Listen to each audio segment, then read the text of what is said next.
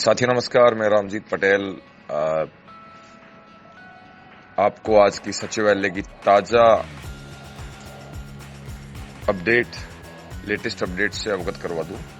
साथियों, सबसे पहले तो उन साथियों को ढेर सारी बधाई और शुभकामनाएं जो आयु बंधन, उम्र के बंधन को लेकर भ्रम में थे या कुछ नेताओं के द्वारा उनको भ्रम जाल में फंसाया जा रहा था। साथियों, ऑडिट प्रक्रिया में कोई उम्र का बंधन नहीं है, क्योंकि सबसे बड़ी खबर आज की है कि एनआरएचएम साथियों का नोटिफिकेशन जारी होने वाला था। तो उस नोटिफिकेशन को उनके एनआरएचएम साथियों के जो प्रिंसिपल सेक्रेटरी हैं पृथ्वी सिंह जी जारी कर रहे थे। उन्होंने कहा कि नोटिफिकेशन तो मैं निकाल रहा हूं, लेकिन एक बार थोड़ा सा आयु उम्र का जो बंधन एडॉप्ट में है उसको भी अपन देख लेते हैं। वैसे भी एज का बंधन तो वो न्यू फ्रेशर्स के लिए है, कार्यरत के लिए नहीं है। तो उन्होंने थोड़ा डाउट था, तो उन्होंने फाइनेंस के प्रिंसिपल सेक्रेटरी माननीय अखिल अरोड़ा सर से चर्चा करने के लिए कहा और आज उन्होंने चर्चा की। तो वित्त विभाग के प्रिंसिपल सेक्रेटरी माननीय अखिल अरोड़ा सर ने साफ कहा कि कार्यरत पर कोई उम्र आयु सीमा का बंधन नहीं है, चाहे 55 वर्ष का, चाहे 58 वर्ष का है। सभी को एडॉप्ट करना है, निकालना किसी को नहीं है। एक बार एडॉप्ट सभी लोग होंगे। तो सबसे पहले तो उन साथियों को ढेर सारी बधाई, शुभकामनाएं जो कार्यरत संविदा पर हैं और 1,10,000 में वो एडॉप्ट होने जा रहे हैं। तो वो साथी उम्र के मामले को लेकर कहीं भी किसी भी तरीके से चिंतित नहीं हो। किसी भी चीज को लेकर वो 100% एडॉप्ट हो रहे हैं। ये आज एनआरएचएम का जो नोटिफिकेशन आ रहा था उसमें पृथ्वी सिंह जी ने स्पष्ट कर लिए चर्चा करके फाइनेंस के principal secretary Akhil Arora sir साहब से।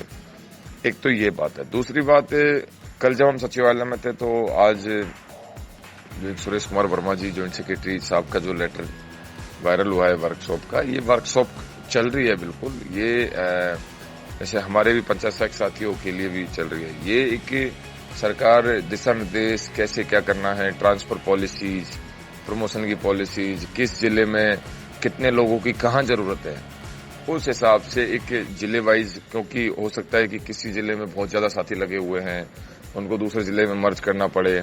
क्योंकि जब पंचायत सहायक साथी जब बने थे तो वो तो एक अलग प्रक्रिया से बने थे, और अब एक राज्य कर्मचारी बनने जा रहे हो तो सरकार को जहां जरूरत होगी वहां वो सरकार लगाएगी, जहां जितने स्कूल होंगे वहां लगाएगी। तो एक वर्कशॉप चल रही है, उसके लिए एक कमेटी गठित की है। वो तय करके आपका जो एडॉप्ट की प्रक्रिया है या वो तो चल ही रही है, जल्दी उसके आदेश जल्दी होने वाले हैं, वो आप ज्वाइन कर लोगे। उसके बाद में जहां जहां जरूरत होगी वो सब पॉलिसीज तैयार करने के लिए कमेटी वर्कशॉप कर रही है। और ये वर्कशॉप सिर्फ इसलिए इस लेटर को देखकर आपको कहीं भी किसी प्रकार से चिंतित नहीं होना चाहिए। कल जब हम हमारे डिप्टी सेक्रेटरी माथुर साहब से जब मिल रहे थे तो वो खुद कह रहे थे कि एक वर्कशॉप में मुझे जाना है, आप लोगों की वर्कशॉप है, आपकी इन चीजों को, इन बिंदुओं को लेकर।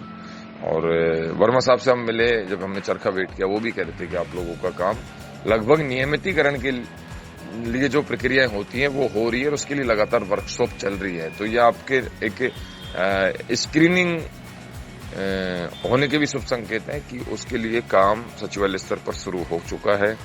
हाँ, ये ईश्वर के पास खबर है कि स्क्रीनिंग कब होगी, कैसे होगी, ये सरकार के पास खबर है। अपन प्रयास कर सकते हैं, लगातार दबाव बना रहे हैं, प्रयास कर रहे हैं, मिलने जुलने से जो भी होगा संगठन उस काम को करेगा।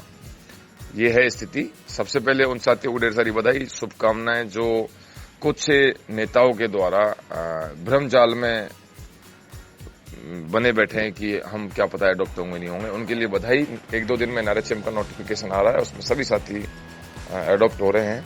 और हमारे तो 23,749 जो पंचायत सहायक भाई बहन है वो एडॉप्ट हुए ही हैं।